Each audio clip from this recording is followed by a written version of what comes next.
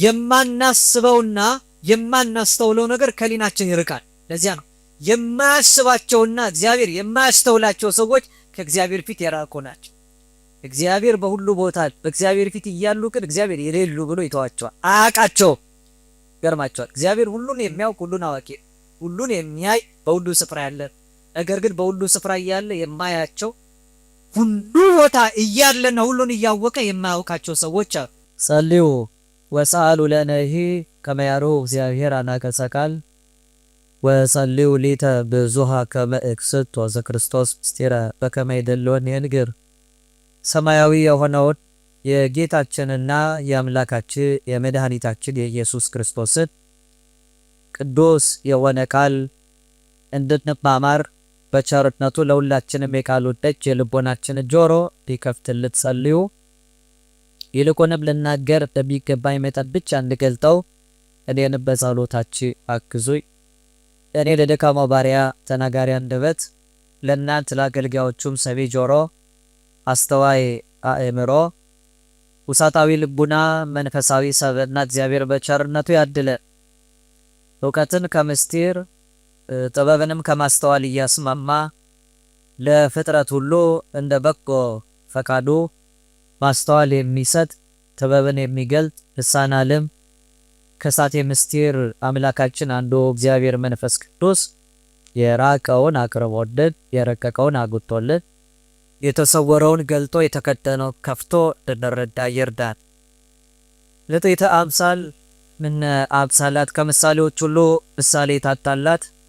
ምንም አይነት ምሳሌ ከምንም ተገኝቶ ክብሯን የማይገልጥላት መዝገበ ምስጢር የቤተ ክርስቲያናችን አንደበት ሰአሪ ተመርገሙ ለአዳም መድኃኒታ ለሔዋን የምንላት የኛ የደካሞቹ የኃጢአት ተስፋ ለዓለም ሁሉ የመዳን ምክንያት ለሞተው ለተቀበረው ዓለም ከሞት በኋላ ሕይወት ከመቃብር በኋላ ትንሣኤ የሆነ የዓለም ሁሉ መድኃኒት ክርስቶስ የተገኘባት በጨለማና በሞት ጥላ መካከል ተጥለን ለነበርነው ከድቅድቅ ጨለማ ወደሚደነቀው ብርሃን እንሻገር ማንም የሚቀርበው በሌለው እውነተኛ ብርሃን ውስጥ የሚኖረው ፀሐይ ጽድቅ ዚነ ኢየሱስ ክርስቶስ በማኅፀኗ ተሸክማ ወደ ዓለም የወለደች እመብርሃን ድንግል ማርያም በአማላጅነቷ አትለየን። በቅዱሳኑ ቃል ኪዳን እግዚአብሔር አምላካችን ቸርነቱን አብዝቶ በመስቀሉ መርቶ ይህን የመከራና የፈተና ዘመን በቸርነቱ ያሻግረን። ሁላችን እንደምናውቀው በየዓመቱ ከዐቢይ ጾም አስቀድሞ ከሰባቱ የአዋጅ አጽዋማት መካከል አንዱ በረከት የምናገኝበትና ከሁሉም አጽዋማት በቁጥር ያነሰው እናቶች በፈሊጥ ነይ ነይ ብለው የሚጠሯት የነነዌ ሕዝብ ታሪክ የተለወጠበት የሱባኤና የጾም ጊዜ ይታወጃል። የእግዚአብሔር ፍጹም ይቅርታና ምሕረት የተነገረበት ነው። በዚህ በተነሳንበት ትንቢተ ናሆም ምዕራፍ 1 ቁጥር 6 ላይ ተንስ ወጸውዕ አምላከከ ከመ ያድኅነነ እግዚአብሔር ወኢንሙት፣ እንዳንሞት እግዚአብሔር እንዲያድነን ተነስና ፈጣሪህን አምላክን ጥራ። ምንት ያንውመከ፣ ምንድነው የሚያስተኛ? ስለምን ትተኛለህ? ምን አግኝቶ ተኝተሃል? ተነስና ካገኘን መከራ እግዚአብሔር እንዲያድነን የአምላክን ስም ጥራ የሚል ቃል እናገኛለን። ይህን የሚሉት እግዚአብሔርን የማያውቁ በወደብ በኩል ዮናስ ወደሚኮበልልበት ስፍራ እየሄዱ ያሉ መርከበኞች ናቸው። ሁላችሁ እንደምታውቁት በትንቢተ ዮናስ ምዕራፍ 1 ከቁጥር 1 ጀምሮ የእግዚአብሔር ድምፅ የእግዚአብሔር ቃልና ትእዛዝ ወደ ዮናስ እንዲህ ሲል መጣ። ሄዶ ወደ ነነዌ ሕዝቦች ከጥፋታቸው የተነሳ መጥፎ ስራ በመስራታቸው እግዚአብሔር ላይ በማመጻቸው እግዚአብሔር እንዳዘነባቸውና በእነሱ ኃጢአት እነሱ ሕዝቡ መሬቱ እንስሳቱ ምድሪቱ በሙሉ እንደምትጠፋ ወደ ነነዌ ወርደህ ስበክ ብሎ ዮናስን አዞታል። ዮናስ ነቢይ ነው። ዮናስ ምንድን ነው? ያው መነሻ ታሪኩን ሁላችሁ ታውቃላችሁ። በቀደሙት እነ ኤልያስ በተነሱበት ዘመን ላይ ኤልሳ የኤልያስ ጸጋ እጥፍ ድርብ ሆኖ ያደረበት ታላቁ ሰው በነ አካብና ኤልዛቤል ዘመን በነበሩበት የተወለደ ታላቅ ሰው ነው። ያው እንግዳ ነቢዩን በቤቷ ተቀብላ ታስተናግድ የነበረች መበለት ሴት ሞቶባት ነቢዩ በታምራት ያስነሳላት ልጇ ነው። ዮናስ ማለት የዋህ ርግብ ማለት ነው። ዮናስ ማለት ነው የዋህ ርግብ ማለት ነው። ባህሪው ስም ይመሮ ሀበ ግብር፣ ስም ወደ ስራ ስለሚመራ እንደ ስሙ መኖር የቻለ የዋህ ነቢይ ነው። እግዚአብሔር ኋላ አክብሮ የትንቢት ጸጋና ሀብት ሰጥቶታል። ትንቢት ማለት ያለፈ ያለ እንደገና ሊመጣ ያለውን ማወቅ፣ አንድ ቦታ ተገኝቶ በሁሉ ቦታ የሚደረገውን መረዳት፣ ይሄ ትንቢት ይባላል። እንደ ዛሬው ያለ መረጃ አጣርተው አካሄዱን ተመልክተው በሁኔታዎች ደግሞ ተመርተው የሚናገሩ ሰዎች ነቢያት አይባሉ። የጥንቶቹ ነቢያት የሚገኙት በአንድ ቦታ የሚኖሩት በአንድ ዘመን፣ ነገር ግን በጸጋ የእግዚአብሔር ሀብት አድሮባቸው በዘመን ሁሉና በሁሉ ቦታ የሚደረገው የተገለጠላቸው። ትንቢተ አሞጽ ምዕራፍ 3 ቁጥር 6 ላይ እስመ አልቦ ዘይገብር እግዚአብሔር ዘኢ ነበበ ወዘኢ ከሰተ ለአግብርቲሁ ነቢያት። እግዚአብሔር አምላካችን ምስጢሩን ለባሪያዎቹ ለነቢያቱ ካልነገራቸው በቀር ምንም የሚያደርገው የለም ይላል። ምስጢሩን ይገልጥላቸዋል። ሊደረግ ያለውን እግዚአብሔር አስቀድሞ ያሳውቃቸዋል። እንዲህ ያሉ የእሱ አንደበት የእሱ አፍ የሆኑት አገልጋዮች ነቢያት ይባላሉ። የእኛ መምህር ሊቁ አባታችን አባ ጊዮርጊስ ዘጋስጫ ዘበነቢያት አስተነፈሰ እግዚአብሔር ከመ ያስምዕ ቃሎ ለሕዝብ፣ እግዚአብሔር ለሕዝቡ ቃሉን ማሰማት ሲፈልግ እስትንፋስ የሚያደርገው አድሮባቸው የሚተነፍሰው በነቢያቱ ነው ይል። ስለዚህ ነቢያት ማለት አፉ ለእግዚአብሔር፣ እግዚአብሔር አፍ፣ እግዚአብሔር እስትንፋስ ናቸው። ዮናስ እግዚአብሔር ተናገረው፣ ነነዌ ትገለበጣለች፣ ትጠፋለች፣ ኃጢአታቸው፣ በደላቸው፣ አመፅ፣ ክፉ ስራ፣ መተላለፋቸው በእኔ ዘንድ በርትቷል። ጣዖት አቁሞ የሚሰግዱ እግዚአብሔርን የሚያውቁ ህዝቦች ሆነዋል። በእግዚአብሔር ፊት የማይገባ ስራ ሰርተው ራሳቸውን እየጎዱ የሚመላለሱ ህዝቦች ስለሆኑ አዝኜባቸዋለሁ ባለ። ታላቂቱ ነነዌ ታላቅ ኃጢአት የተሰራባት ከተማ ሆነች። ስለዚህ ዮናስን ሄደ ህዝቡን ንገራቸው እንደሚጠፉ አለ። ዮናስ ግን ለእግዚአብሔር መታዘዝን እምቢ አለ። ለምን እምቢ አለ መሰላችሁ? ነቢይ ስለሆነ ተመለሱ ከጥፋታችሁ መንገድ ብዬ እግዚአብሔር እንደሚያጠፋ ስነግራቸው እነሱ ይመለሳሉ። ያው ቀድሞ ያውቃል ነቢይ ሰው ሲመለሱ እግዚአብሔር ደግሞ ይመለስላቸዋል። ያን ጊዜ እግዚአብሔር እነሱ ባለማጥፋቱ የተነሳ የተናገርኩት ትንቢት የሐሰት ቃል ይላሉ። እኔን ሐሰተኛ ነቢይ ይሉኛል። አንተ መማረ ላይቀር ተናግሬ ሐሰተኛ ከምባል ወደ አልከኝ ስፍራ ልሄድም። ያው በኢዮጴ ወደብ በኩል ነነዌ ትቶ ወደ ተርሴስ መኮብለል ጀመረ። ምን ይላል?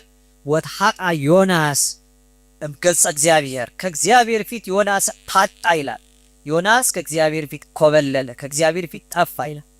ከእግዚአብሔር ፊት መጥፋት ይቻላል? ይቻላል? የእግዚአብሔር ፊት የሌለበት ስፍራ አለ? ያው እግዚአብሔር ሁለት አይነት ፊት አለ። ፊት የሚባለው ይሄ መልክ ገጽ ብቻ እንዳይመስልን ማለት ፊት የሚባለው ገጸ ምሕረትና ገጸ መዓት። ከእግዚአብሔር ከምሕረቱ ፊት ታጣ። በጎ ነገር ያልሰራ ሰው እግዚአብሔርን ያጣ ሰው ከእግዚአብሔር ፊት የታጣ ይባላል። ለዚህ ነው የማናስበውና የማንረዳው በሊናችን የሌለውን ነገር አጠገባችን ተቀምጦ እንኳን እናጠዋለን። ለምሳሌ አንድ ሰው መቼም ማታይ ሆነለት ማታይ ግግባና እስኪ ካው ፊት ለፊት አለ ሀብታም ይባል አታይም የሚለውን እያሰበ ስለቤት ሳያው ይቀራል። ከዛ ሰው ይመጣ ከይሄ ፖኖ ፊት ለፊት ያለ ሁሉ ያነሳው አስተሳሰብ በረምበር ደግሞ ፐርሰፕሽን ኦፍ ብላይንድ ስፖት ይባላል። ምን ማለት ነው? አይምሯችን ላይ ስዕሉን ያጠፋዋል። አለማየቱ ትልቅ ስዕል ይሳላል። መጀመሪያ አለማየቱ ትልቅ ስዕል ይሳላል ማለት አይም የሚለውን ቃል አይምሯችን ላይ አድርገን ንብረቱ እንኳን ቢኖር እሱን ማሰብ ስዕሉን አይምሯችን መሳል ያቆማል። የማናስበውና የማናስተውለው ነገር ከሊናችን ይርቃል። ለዚያ ነው የማያስባቸውና እግዚአብሔር የማያስተውላቸው ሰዎች ከእግዚአብሔር ፊት የራቁ ናቸው። እግዚአብሔር በሁሉ ቦታ በእግዚአብሔር ፊት እያሉ ግን እግዚአብሔር የሌሉ ብሎ ይተዋቸዋል። አያውቃቸውም። ገርማቸዋል። እግዚአብሔር ሁሉን የሚያውቅ ሁሉን አዋቂ ሁሉን የሚያይ በሁሉ ስፍራ ያለ ነገር ግን በሁሉ ስፍራ እያለ የማያቸው ሁሉ ቦታ እያለና ሁሉን እያወቀ የማያውቃቸው ሰዎች ታስተውላላችሁ።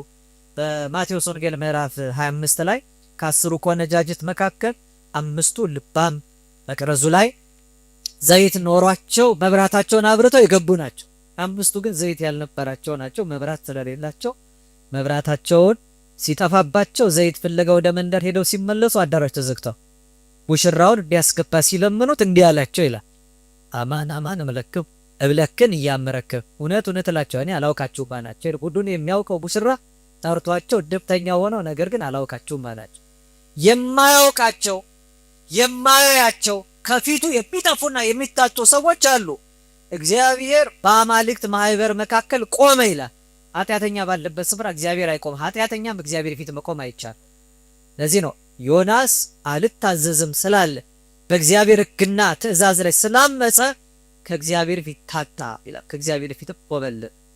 ያን ጊዜ ወደ መርከብ ገብቶ ከገንዘቡ ከፍሎ አብሯቸው ከነነዌ ጉዞ ጠፍቶ ወደ ተርሴስ በኢዮጴ ወደብ በኩል መኮብለል ጀመረ። ያን ጊዜ ዮናስ ተመልከቱ፣ በፊቱ ቢያገኘኝ ኖሚነዘን ዘኪድ የሚልክ እንዲያውም ከእግዚአብሔር ፊት ደራክለታል። ለዚህ ዮናስ ማለት የዋ ማለት ነው። እስራኤል ብቻ ያለ የሚመስለው ከእስራኤል በኢዮጴ ወደብ በኩል ወደ ተርሴስ ሲኮበልል እግዚአብሔር ፊት ታቶ እግዚአብሔር የሚያጣው መሰሉ። ያን ጊዜ እግዚአብሔር ዮናስ በመርከቡ የውስጠኛው ክፍል ገብቶ ተኝቷል። መተኛት ብቻ መሰላችሁ? ተኝቶ ያንኮራፋ ነበረ ይላል። እንዴት ነበር አልኳችሁ? ያንኮራፋ ነበር። ከዚያ በኋላ እግዚአብሔር አምላክ ነፋሱን አዘዘው። ነፋሱን መጥቶ በመርከቡ ላይ ማዕበሉ አንስቶ መርከቧን አናወጠ። ሊወድቅ ደረሰ። እነሱ በምን ምክንያት ያገኘን እያሉ ተጨነቁ አብዝተው። ንብረታቸውን ሁሉ እያወጡ ወረታቸውን ያተረፉበትን ሀብታቸውን መርከቡ ይቀልላቸው በስሏቸው መጣል ጀመሩ። ነገር ግን እንዳልዳኑ ንብረታቸውን ማውጣታቸው ተጨንቀው ማልቀሳቸው እንዳላተረፋቸው ባሰቡ ቁጥር እየተጨነቁ ሊቀ ሐመር የነበረው ዋናው የመርከቡ መሪ ካፒቴን የምንለው ወደ ውስጠኛው የመርከቡ ክፍል ሲገባ ዮናስ ተኝቶ አገኘ። ከዚያ በኋላ ነው ቀደም እንደነገርኳችሁ ተንስ ወጸው አምላከከ ተነስና አምላክን ጥራው ከመያድነን እግዚአብሔር ወኢንሁት እግዚአብሔር እንዳንሞት እንዲያድነን አንተ ሰው ምንት ያነው መከ ምንድነው እንደዚህ ፔስቲካ ምናልባት እግዚአብሔር ያድነን እንደሆነ ተነስና አምላክን ጥራ ነው። ከዚያ በኋላ ዮናስ በመካከላቸው መጣ፣ ጭንቀታቸውን ተመለከተ። ይሄ ነገር ያገኛችሁ በእኔ ምክንያት ነው አላቸው። አየለም አሳልፈን አተናንሰተ ባይሆን በማን ምክንያት ይሄ እንደደረሰብን ራሱ አምላክ እግዚአብሔር ምልክት ያሳየን እንደሆነ ብለው ታተታታሉ። በጣው ዮናስ ላይ ወጥ አለቀሱ፣ ለመኑ። በዚህ ሰው ምክንያት ይሄ አግኝቶን እኛ አሳልፈን ብንሰጠው የሰው ደም ዕዳ እንዳይሆንብን አምላካችን ይቅር በለን አሉ። በሉ አላቸው ዮናስ፣ እጣው በእኔ ላይ ወጥቷል። እኔን ወደ ባህሩ ብትጥሉኝ መርከቡ ሰላም ይሆንላችኋል። እስኪ በሉ እኔን ብትጥሉኝ ሰላም ትሆናላችሁ። ይሄ በደንብ ያዙኝ። እኔን ብትጥሉ ይበሉ እስኪ ሰላም ትሆናላችሁ። ያን ጊዜ እጣ የወጣበት ፈቃዱ ሆኖ ተላልፎ የተሰጠውን ዮናስን አነሱና ወደ ባህር ጣሉ። ከዚያ በኋላ መርከቡ ሰላም ሆነ። መርከቡ ሰላም። እነሱም እግዚአብሔርን ለመኑ፣ ስለትም ተሳሉ፣ ፈጣሪያቸውንም አመሰገኑ። ፈጣሪያቸውን እንዲያም እግዚአብሔር ፈጣሪን አመሰገኑ ይላል። ዮናስን አምላክ አመሰገኑ። ጠይቀውታል ዮናስን፣ አንተ ምንድነው ስራ? ይሄ ሁሉ የመጣብን ባንተ ምክንያት ከሆነ ማን የት አገር ሰው ነው ያሉ ሊጠይቁት ነበር። ስራዬ ብሏል ዮናስ ቀድሞ ሳይወድቅ፣ ስራዬ ባህርንና የብስን የፈጠረ የሰማይ አምላክ እግዚአብሔር ማምለክ ነው ማለት። ስራው ምንድነው ዮናስ? በጣም የዋህ መሆኑን ተመልከቱ።